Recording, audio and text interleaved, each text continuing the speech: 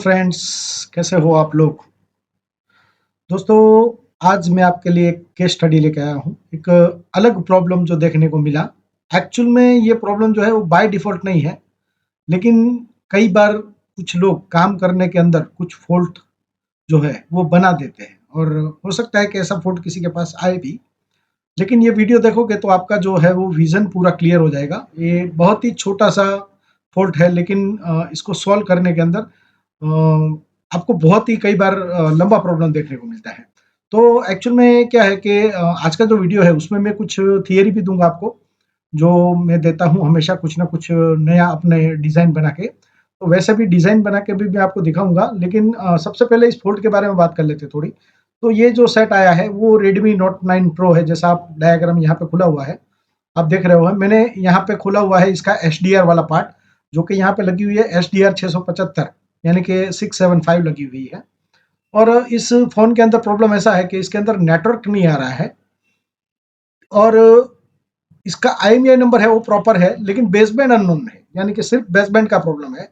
IMEI number यहाँ पे okay है। तो हम आईएमईआई और बेसबैंड के लिए कौन-कौन सी लाइनें जवाबदार होती है, इसकी थियरी हम देखेंगे और इसका प्रैक्टिकल चेकिंग वगैरह भी हम करेंगे। तो एक्चुअल में ये फ़ॉल्ट ऐसा था कि इसमें कुछ प्रॉब्लम था हैंग-ऑन लोगों का, और ये एक स्टूडेंट ही बना रहा था फ़ोन, मतलब मेरा स्टूडेंट ही लेके आया था, जो यहाँ पे ऑफ़लाइन मेरे पास सीखने आता है। और उसने हालाँकि उसका हैंड स्किल वगैरह सही है। उसने सीपीयू वगैरह सब कुछ काम कर लिया और सब कुछ उसने देख लिया, लेकिन उसको ऐसा लगा कि सर ये फ़ॉल्ट जो है वो मेरी समझ से बाहर है, मतलब मैं सब कुछ कर चुका हूँ इसमें, लेकिन ये फ़ॉल्ट जो है वो सॉल्व नहीं हो रहा है। तो फिर हमने वन बाय वन ट्रेसिंग किया और फिर इस फ़ॉल्ट को हमने सॉल्व किया, जिसका हमने वीडियो भी बनाया है। तो वही वीडियो जो है मैं आपको देने वाला हूँ आज। तो इस फ़ोन के अंदर प्रॉब्लम मैंने जैसे बताया वैसे नेटवर्क का प्रॉब्लम है। आईएमईआई नंबर शो करता है, लेकिन बेसबैंड जो है वो यहाँ पे शो नहीं करता है। तो सबसे पहले मैं आपको सेट दिखा देता हूँ कि इसके अंदर किस तरह से प्रॉब्लम है। तो दोस्तों देखिए, ये मॉडल है Redmi Note 9 Pro, और इसके अंदर आप देख रहे हो ऊपर नो सर्विस आ रहा है, और इसमें सिम भी नहीं दिखाता है उस टाइम पे। तो हमने इसका आईएमईआई नंबर चेक किया तो आईएमईआई नंबर प्रॉपर है इसका, यहाँ पे कोई दिक्कत नहीं है। अब हम इसका बेसबैंड वर्ज़न चेक कर लेते हैं सेटिंग में जाके।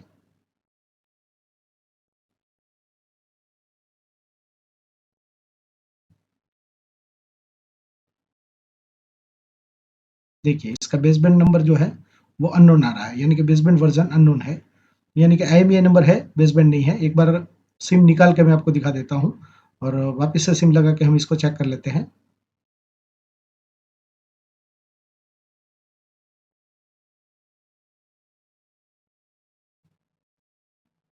तो दोस्तों, जनरली हमारे पास कई सारे सेट ऐसे आते हैं जिसके अंदर बेसबैंड वर्ज़न का प्रॉब्लम होता है और साथ में आईएमईआई नंबर भी आपको नहीं दिखाता है। तो ऐसी कंडीशन में हम लोग एसडीआर पे या सीपीयू पे डाउट करते हैं, और एसडीआर और सीपीयू को हम रिवॉल्व भी करते हैं और उससे हमारा प्रॉब्लम सॉल्व भी हो जाता है। तो ये कंडीशन जनरल केस के अंदर बनती है, लेकिन यहाँ पे जो कंडीशन है उसमें ऐसा है कि आईएमईआई नंबर तो शो कर रहा है, लेकिन बेसबैंड वर्ज़न ही सिर्फ दिखा नहीं रहा है। तो सबसे पहले तो हम ये समझ लेते हैं कि आईएमईआई और बेसबैंड के लिए कौन-कौन सा कनेक्शन जो है वो बनना ज़रूरी है। जनरली हम सब लोग ये कर लेते हैं कि एसडीआर रिवॉल्व किया या सीपीयू रिवॉल्व किया या एसडीआर को चेंज किया, और ये प्रॉब्लम जो है वो सॉल्व हो जाती है, और ये गलत भी नहीं है, सही है ये। लेकिन एक्चुअल में हमको कई बार पता नहीं होता है कि एग्ज़ैक्टली इसके लिए कौन-कौन सी लाइन जो होती है वो ज़िम्मेदार होती है। तो यहाँ पे जो मैंने ये खोला हुआ है, ये आईसी जो है ये है एसडीआर 675, जैसे मैंने आपको बताया, और इसका जो ये फंक्शन है, इसका आईसी का नंबर है यहाँ पे U3101 सी। ये इसका सी पार्ट है, जिसके अंदर बेसबैंड के रिलेटेड जो है पिनें यहाँ पे कुछ दी गई है। उसमें से जो मेन पिन है जिसके बारे में हम डिस्कस करेंगे, कि जिसकी वजह से खास करके ये बेसबैंड वगैरह की जो प्रॉब्लम आती है, ये यहाँ पे अगर आप कोई भी एसडीआर या डब्ल्यूटीआर जो आईसी रहती है क्वालकॉम बेस के फ़ोन के अंदर या सैमसंग के फ़ोन के अंदर आपको ज़्यादातर देखने को मिलता है, उसमें क्यू से आइडेंटिफाई लाइन होती है ये। किसी के अंदर यहाँ पे क्यू एन क्यू पी ऐसा शॉर्ट फॉर्म लिखा होता है, यहाँ पे लिखा हुआ है क्यू लिंक लिखा हुआ है और क्यू पी एच वाई लिखा हुआ है। तो बेसिकली ये जो है एक तरह का प्रोटोकॉल है, जिसको क्वाड ईएचआर प्रोटोकॉल बोला जाता है, जो कि सीपीयू और एसडीआर के बीच में ये कम्युनिकेशन होती है और इस प्रोटोकॉल का जो है वो यहाँ पे यूज होता है, जिसमें कुछ इसको एक तरह का मीपी प्रोटोकॉल भी बोला जाता है, कि कोऑर्डिनेटर मीपी प्रोटोकॉल भी बोला जाता है। और अगर आपने सैमसंग वगैरह डिवाइस में देखा होगा तो मीपी टेस्ट फेल ऐसा लिखा हुआ आ जाता है। तो ये एक प्रोटोकॉल है, जो प्रोटोकॉल मिस हो जाता है, जैसे हमारा I2C होता है, उसी तरह का ये प्रोटोकॉल होता है और ये सीपीयू और एसडीआर के बीच में ये कम्युनिकेशन होती है। तो ये कम्युनिकेशन जो होती है, जो कोऑर्डिनेटर बोली जाती है, और यहाँ पे ये वर्ड्स जो है वो क्यू से स्टार्ट होता है जनरली। इसमें किसी के अंदर पूरा नाम लिखा होता है, किसी के अंदर नहीं लिखा रहता है, लेकिन इसके अंदर भी प्लस माइनस इस तरह से क्लॉक की जो लाइन होती है और डाटा की लाइन होती है वो होती है। और इसकी जो स्टार्टिंग होती है इस प्रोटोकॉल की, ये क्यू लिंक इनेबल से होती है। क्यू लिंक इनेबल जो है वो बेसिकली सीपीयू से सबसे पहले आता है, और एक लाइन आती है क्यू लिंक रिक्वायर्ड जिसको बोला जाता है। तो ये दो लाइन जो है ये सीपीयू से डायरेक्ट आती है, और उसके बाद अ, बाकी के जो प्रोटोकॉल है वो स्टार्ट होते हैं, यानी कि डेटा की लेन देन जो है वो सीपीयू और एसडीआर के बीच में जो है वो बनती है, जिसमें मतलब दोनों तरफ लाइन होती है। जो सीपीयू से डेटा एसडीआर के अंदर भेजा भी जाता है और एसडीआर से डेटा लिया भी जाता है। मतलब ये जो दो लाइन है, क्यू लिंक इनेबल और क्यू लिंक रिक्वायर्ड, ये दोनों लाइन है जो सिर्फ और सिर्फ सीपीयू से लेके एसडीआर तक आती है, और बाकी की जितनी भी लाइनें हैं वो क्लॉक की सिग्नल है या डाटा के सिग्नल है, जो कि डाटा लेन देन के लिए यूज में लिए जाते हैं। तो पहले हम इसको बना लेते हैं यहाँ पे। तो सबसे पहले हम यहाँ पे बना लेते हैं, ये जो है हमारा आईसी बना लिया हमने एस डी आर 675, यानी कि 675। और यहाँ पे हमने बना लिया ये जो है हमारा सीपीयू है, जो कि एस एम 6250, ये सीपीयू यहाँ पे यूज में लिया गया है। अब यहाँ से जो है वो एक जीपीआईओ लाइन आती है। जीपीआईओ का मतलब होता है जनरल पर्पज इनपुट आउटपुट, जो कि एक क्यू लिंक इनेबल यानी कि इस प्रोटोकॉल को स्टार्ट करने के लिए यूज में लिया जाता है। और फिर उससे कुछ रिक्वायर्ड किया जाता है, यानी कि कुछ डेटा जो है उसको मांगा जाता है। और फिर बाकी के जो लाइन है, जैसे मैंने आपको बताया कि जिसमें क्लॉक माइनस क्लॉक प्लस, ये इस तरह की जो लाइन है वो यहाँ पे डेटा की लेन देन के लिए यूज में ली जाती है। फिर यहाँ पे डेटा की भी लाइन होती है, जो कि माइनस प्लस इस तरह से दो दो लाइन के अंदर होता है। तो ये सारी लाइनें जो होती है बेसिकली, जैसे हमने स्केमेटिक के अंदर देखा, उसी तरह से ये लाइनें जो है ये डेटा लेती भी है और डेटा देती भी है, यानी कि दोनों तरफ से ये काम होता है।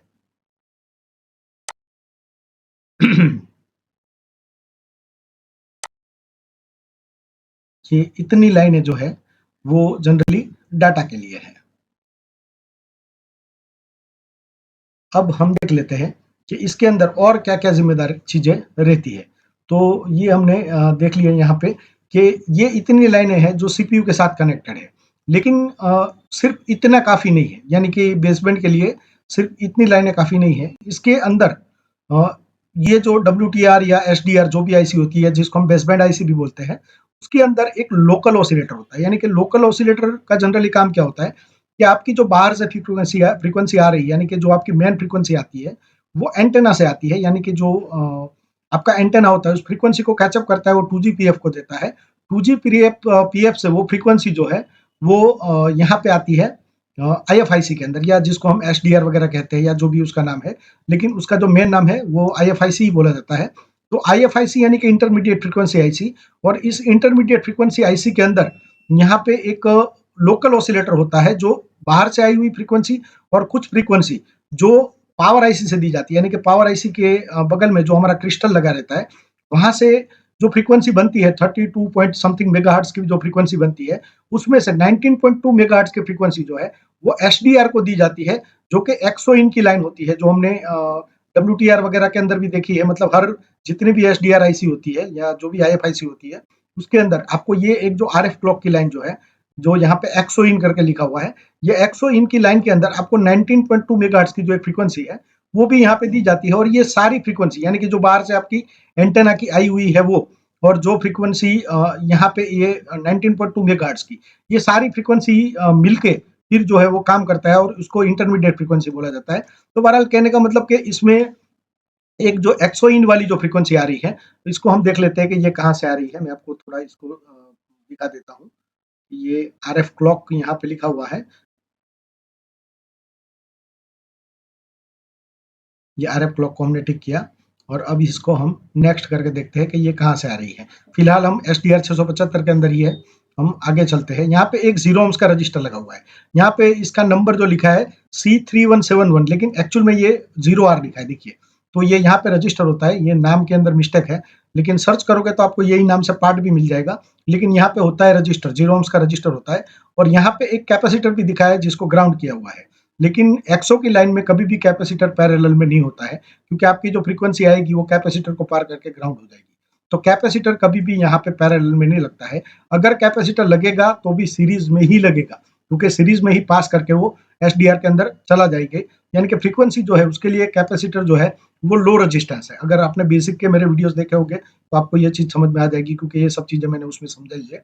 यानी कि यहाँ से जो फ्रीक्वेंसी आएगी वो रजिस्टर में से पार होके अगर ये कैपेसिटर लगा होगा तो सारी फ्रीक्वेंसी ग्राउंड हो जाएगी। यानी कि ये कैपेसिटर नहीं होता है, इसमें भले दिखाया है लेकिन ना बोर्ड में होता है, ये शायद इसकी मिस्टेक है।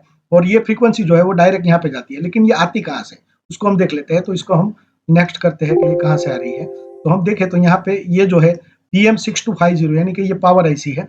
पावर आईसी के अंदर से जो है दो तरह की क्लॉक निकलती है, आरएफ क्लॉक 1 है, एक आरएफ क्लॉक 2 है। तो आरएफ क्लॉक 1 जो है हमने देखा कि ये हमें यहाँ पे लेके आया, जिसके अंदर यहाँ पे भी एक ऑलरेडी एक रजिस्टर लगा हुआ है R1422 यानी कि R14222, ये और ये भी 0 ओम्स का, यानी कि एक 0 ओम्स का रजिस्टर यहाँ पे लगा है, एक 0 ओम्स का जो रजिस्टर है वो एसडीआर के पास हमने देखा। यानी कि दो 0 ओम्स के रजिस्टर यहाँ पे सीरीज में यूज किए गए हैं। और आरएफ क्लॉक की जो टू जो लाइन है ये जनरली आपका जो वाईफाई ब्लूटूथ आईसी होता है या ऑडियो आईसी, उसके लिए जनरली यूज में लिया जाता है ज्यादातर। तो ये आपका WCN में ही जा रहा होगा।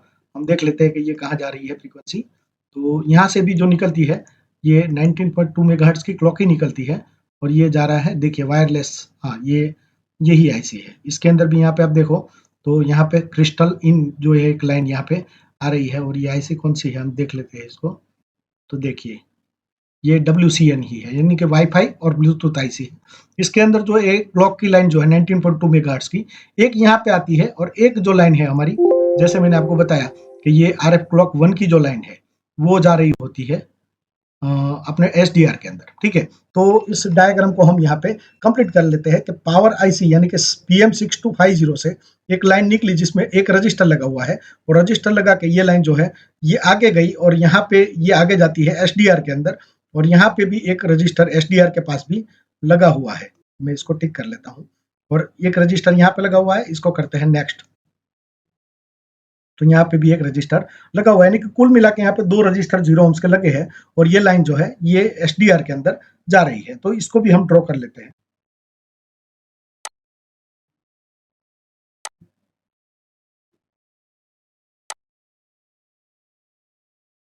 एक 0 ओम्स का रजिस्टर लग गया, एक दूसरा 0 ओम्स का रजिस्टर लग गया और ये लाइन जो है ये आती है आपका पावर आईसी से PM6250, यानी कि पावर आईसी से ये लाइन यहाँ से निकलेगी जिसमें एक रजिस्टर 0 ओम्स का, दूसरा रजिस्टर 0 ओम्स का और फिर ये लाइन जो है ये क्लॉक की लाइन जो है ये यहाँ पे इन हो जाती है।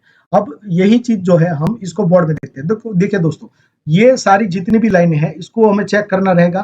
तो हमें इसके अंदर एसडीआर को उठा के हम इसका जीआर भी ले सकते हैं और अगर जरूरत पड़ी तो सीपीयू भी हमें उठाना पड़ सकता है। लेकिन 100% डेफिनेटली, क्योंकि ये फॉल्ट हमने पहले भी रिपेयर किया हुआ है कि जब बेसबैंड आपका आ रहा होता है और आपका आईएमईआई नंबर बेसबैंड नंबर नहीं आ रहा होता है, आईएमईआई नंबर आ रहा होता है, तो ऐसी कंडीशन में यही वाली लाइन में प्रॉब्लम होता है। यानी कि जो एक्सो इन की जो लाइन है जो पावर आईसी से आती है एसडीआर के अंदर, जब ये लाइन मिस हो जाती है तभी ये प्रॉब्लम आपको देखने को मिलती है। तो इसकी जरूरत नहीं पड़ने वाली है, लेकिन सिर्फ मैंने आपको समझाने के लिए कि इसके लिए क्या क्या, जब हम जनरली जो रिवॉल्व करते हैं तब यही वाली लाइन मिस होती है, क्योंकि यही वाली लाइन जो है वो मिस हो जाने की वजह से आपका दोनों चीज नहीं आती है। यानी कि आपका बेसबैंड भी अननोन हो जाता है और आपका आईएमईआई नंबर भी शो नहीं करता है। तब ऐसी कंडीशन के अंदर ये वाली लाइन का प्रॉब्लम होता है। अदरवाइज आपका आईएमईआई नंबर जब शो कर रहा होता है तो ऐसी कंडीशन में डेफिनेटली जो प्रॉब्लम होता है ये आपका यहाँ पे होता है, तो आपको और कहीं काम करने की जरूरत नहीं है। तो ये कैसे है इसको हम देख लेते हैं। तो दोस्तों सबसे पहले हम फाइंड कर लेते हैं कि ये कंपोनेंट जो है वो एग्जैक्टली कहाँ पे लगे हुए हैं। तो यहाँ पे ये जो कंपोनेंट है इसको मैं फाइंड करता हूँ। सबसे पहले C3171 ये कंपोनेंट लिखा हुआ है और इसको हम पीसीबी के अंदर फाइंड कर लेते हैं और यहाँ पे इसको हम सर्च करते हैं, देखिए यहाँ पे ऑलरेडी आ गया। तो ये जो कंपोनेंट है वो यहाँ पे लगा हुआ है, और जो दूसरा कंपोनेंट है वो मतलब इसके अंदर 2 रजिस्टर लगे हुए हैं। तो हम देख लेते हैं कि आरएफ क्लॉक की लाइन में, आरएफ क्लॉक 1 की लाइन में जो दूसरा रजिस्टर लगा हुआ है, उसका नंबर भी हम फाइंड कर लेते हैं कि ये कहाँ पे है। तो पहले उस लाइन को हम फाइंड कर लेते हैं, यहाँ पे है, और ये जो है ये रजिस्टर है R1422। तो यहाँ पे पीसीबी लेआउट के अंदर हम देख लेते हैं। तो बेसिकली ये वाला जो है ये पावर आईसी के बाहर वाला है, यानी कि पावर आईसी में लाइन जो है वो यहाँ से आ रही है, यहाँ से निकल के इस रजिस्टर में जा रही है। यहाँ पे हालांकि नंबर लिखा हुआ है C3171, लेकिन यहाँ पे रजिस्टर होना चाहिए, और अगर कैपेसिटर भी होता है तो सीरीज में होता है, उसको निकाल के आप जंपर कर सकते हो, कोई दिक्कत नहीं है।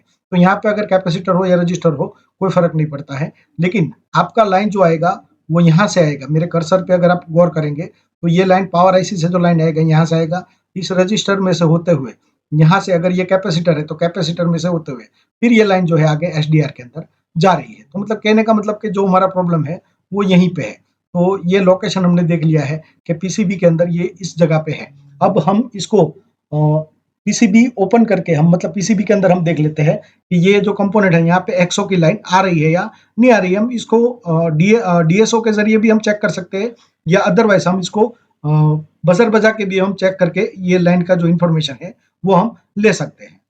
तो पहले हम पीसीबी को देख लेते हैं और फिर बाद में हम डिसाइड करते हैं कि हमको कैसे करना है।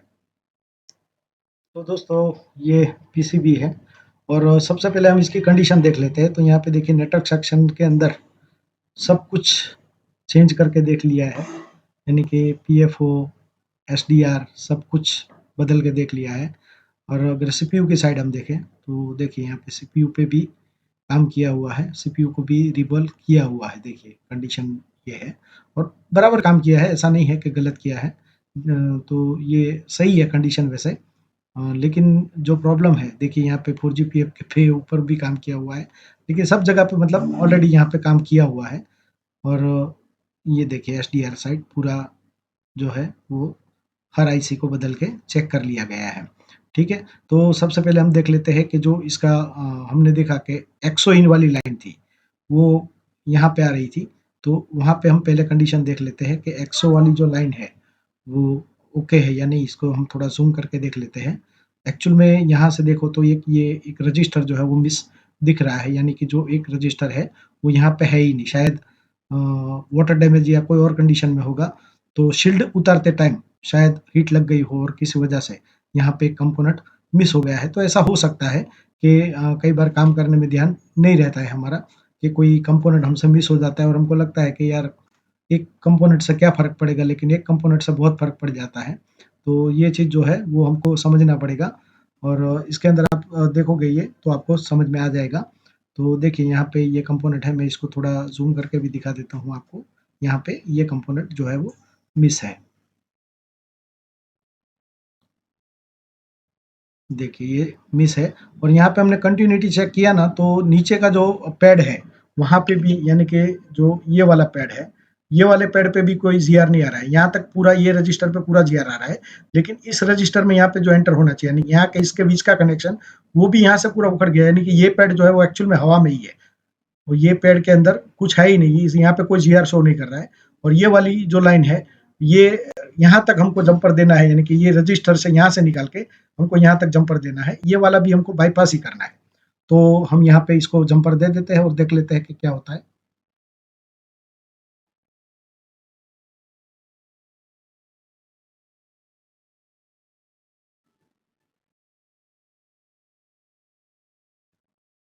ऑलरेडी यहाँ पे बहुत कुछ शोल्डर वगैरह भी लगा हुआ है, वो हम क्लीन नहीं करते हैं। ऐसे ही पहले जंपर लगा के देख लेते हैं, फिर अगर सब सही हो गया तो फिर उसको अच्छे से क्लीन करके हम देख लेंगे। देखिए नीचे का पैड जो है वो पूरा हिल रहा है, यानी कि वो पैड जो है वो हवा में ही है। शोल्डर लगा तब पूरा समझ में आ गया कि वो पैड हवा में ही है। देखिए ये वाला जो है ये हवा में ही है, ये लगा हुआ ही नहीं है। देखिए निकल गया है ये। तो यानी कि वो पैड भी निकला हुआ ही था ऑलरेडी, यानी कि पतरा खींचते टाइम हो सकता है कि शायद वो साथ में निकल गया है।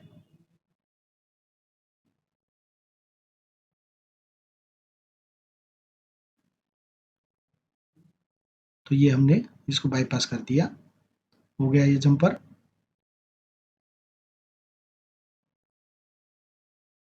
तो अब हम फ़ोन को असेंबल करके देख लेते हैं कि क्या हमारी कंडीशन बनती है और फिर हम देखते हैं आगे।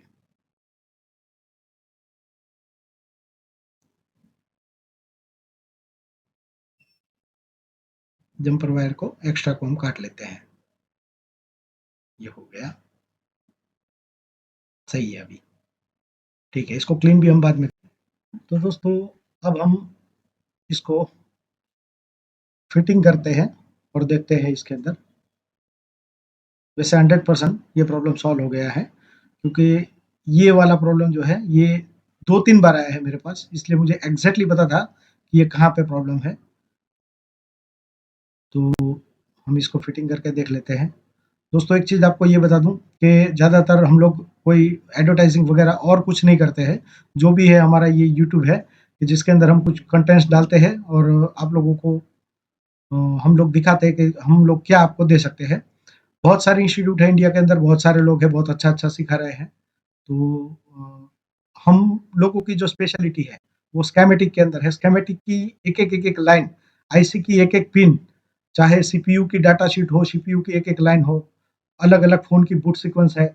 ये सारी चीज़ें अगर आपको डिटेल में सीखनी है और आपका हैंड स्किल अगर सही है, तो आपको ऑफ़लाइन आने की ज़रूरत नहीं है। सिर्फ़ ऑनलाइन हमारा कोर्स लेके आप रिपेयरिंग सीख सकते हो। मोबाइल नंबर मेरा हर जगह पे आता रहता है, वहाँ पे आप देख लोगे या मेरी वेबसाइट पे चले जाओगे www.mobitekonline.com, तो वहाँ से भी आपको मेरा नंबर मिल जाएगा। आप मेरा कॉन्टैक्ट करके आप ऑनलाइन, ऑफलाइन दोनों आ सकते हो। अगर आपको हैंड स्किल आपका सही है, तो आपको ऑफलाइन आने की ज़रूरत नहीं है। सिर्फ ऑनलाइन में आपका काम हो जाएगा, जिसके अंदर हमारा 100 प्लस जो है वीडियोज़ है अलग-अलग, और जो कंटेंट्स है वो तकरीबन सवा सौ घंटे का है। और अगर आपने वीडियोज़ जो है इसको देख लिया, तो मैं नहीं मानता हूँ स्कीमेटिक के अंदर कोई भी लाइन ऐसी होगी कि जिसके बारे में आपको पता नहीं होगा। सारी लाइनों का नॉलेज आपको मिलेगा। कौन-सी लाइन मिस होगी तो क्या प्रॉब्लम आएगा, ये भी जितना हो सके उतना हमने किया है, और नए-नए कंटेंट्स जो है वो हम इसमें डालते रहते हैं, यानी कि ये लाइफ टाइम के लिए होता है। देखिए दोस्तों, यहाँ पे ये जो है नेटवर्क आ गया है यहाँ पे। अब हम इसको ओपन करके देख लेते हैं। तो देखिए यहाँ पे दिखा रहा है, इसका नेटवर्क का नाम दिखा रहा है। अब हम इसका बेसबैंड वर्ज़न जो है वो भी चेक कर लेते हैं।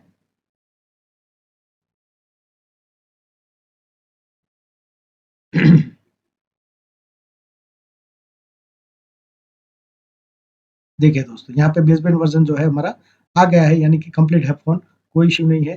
तो सिर्फ़ एक छोटी-सी चीज़ होती है, और कई बार मैं वीडियो इसीलिए नहीं डालता हूँ क्योंकि बहुत ही छोटा-सा प्रॉब्लम, मामूली-सा प्रॉब्लम होता है। अब उसका मैं क्या वीडियो बनाऊँ? बाकी सीपीयू रिकॉल किया हो गया, ये सब तो नॉर्मल चीज़ें हैं, लेकिन कुछ ऐसा कंटेंट्स जब मिलता है तो मन करता है कि चलो डालते हैं, आप लोग भी देखो कि समझ में आए कि आपको कौन-सी लाइन से क्या प्रॉब्लम आती है। तो दोस्तों, वीडियो अगर आपको अच्छा लगा हो तो लाइक और कमेंट ज़रूर करिएगा। आपकी कमेंट जो है वही हमारा पावर बूस्टर है, हमारा हमको बूस्ट करता है नए-नए वीडियो बनाने के लिए। तो प्लीज़ कृपया कृपया आप लोग हमारी इतनी मदद करें कि हर वीडियो के नीचे आपको अगर अच्छा लगा है तो कमेंट करिए, बुरा लगा है तो भी हमें बताइए, कोई दिक्कत नहीं है। हम अपने आप को सुधारने की कोशिश करेंगे। और जो भी अगर आपको मतलब कोर्स वगैरह सीखना है तो भी आप हमारा कॉन्टैक्ट कर सकते हो। अगर आपको वीडियो अच्छा लगेगा तो लाइक करिए, कमेंट करिए और दूसरे लोगों में शेयर करिए। Thank you very much.